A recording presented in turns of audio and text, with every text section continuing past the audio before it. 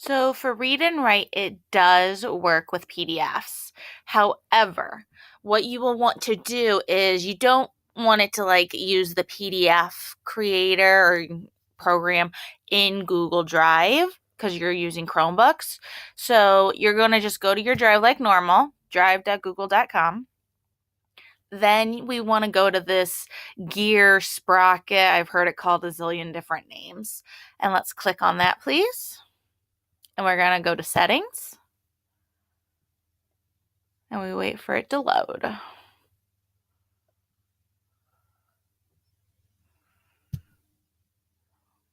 There we go. And then over to the left, we're going to click on Manage Apps. And then I'm just going to show you what I have, and then I'm going to show you, because more than likely you don't have it in your Google Drive yet. So we want to get the PDF viewer and then click it to use by default. So this is from Google Drive, and I will go over all the steps, I promise. So I don't know why I just scrolled up. We're going to click on this blue link that says Connect More Apps. You are going to type in PDF viewer and then hit enter. And so I already have it. And so you need to click the blue button next to PDF viewer that says plus connect. And then it will add it. So then you can just hit the X in the upper right. And so then you would go scroll down until you find PDF viewer, which it's alphabetized, and click use by default. So it's blue and then done. All right, so now I have it where articles in my Google Drive will open with PDF viewer, which will allow us to use that read and write for Google. Because I just think staying consistent is the key. So if I'm in Schoology, which I'm assuming you're going to use to share your documents with your students, you are going to want to have very clear PDFs, and I'm going to show you the difference between those that will work and those that won't. And the other extensions won't work with, they all kind of work the same, off the same premise. So I'm going to show you. So we're going to go to this clear PDF. And in Schoology, if you attach the PDF, in the upper right-hand corner of the PDF, your students are going to click this download button because truthfully, anything you have here, they're going to want to also have in their drive for reference even after your class is over, especially if it's a child that's going to need to have something read to it. So we're going to download it, which just means it's downloading to their Google Drive, and they can ignore this. Then once in their Google Drive, so I can either go down on my shelf or I can go to my tab for Google Drive, because I always tell my students, open Schoology, open Google Drive. So we have anything that we really need. And then always, my students always went to recent. And that's kind of where we knew the last thing I downloaded was. So I know it was,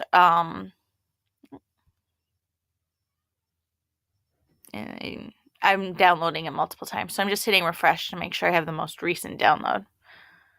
So what did I choose? Earthquake in Haiti. Okay. So I'm going to click, left click the earthquake in Haiti. And so notice it's immediately opening in PDF viewer. And it takes a few minutes for it to load, but it is a constant. It always works. It's not one that sometimes works, sometimes doesn't. And then what I always tell my students is highlight where they want to start. Click the Read and Write extension just once, left click it, and then hit the play button. And that tells it where to start reading. And then the students can pause or they can stop.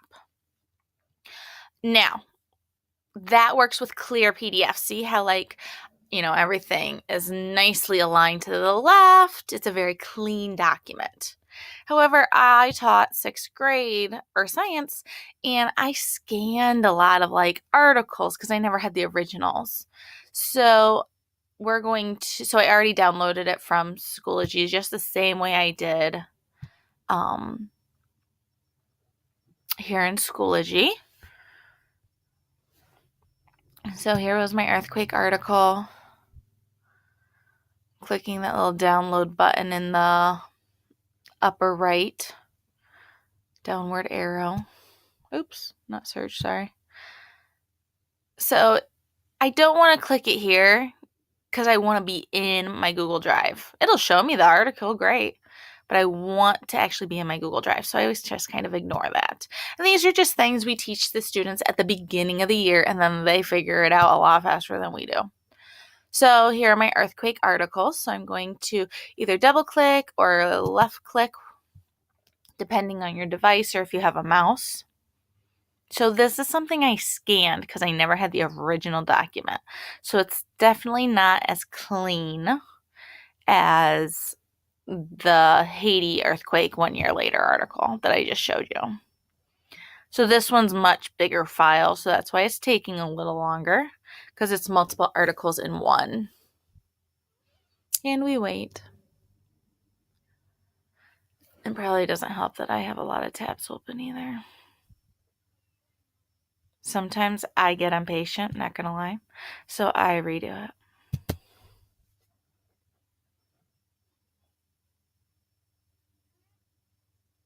Patience is a virtue.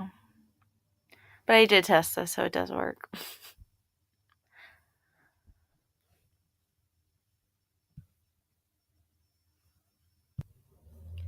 So it loaded. So now I'm going to click the Read and Write extension, that purple puzzle piece. And so you can see that it's a scanned document. It's not necessarily the cleanest copy of it. So remember how I said I highlight where I want my Read and Write extension to begin reading? Well, in this, because it's a scanned copy, it doesn't work. So when I hit play, it doesn't work. So let's see if it works here, because this part is a little neater. And so it's because these are scanned documents. So if you take something from a Word or Docs and convert it to a PDF, or you take an article from the internet and convert it to a PDF, those will read.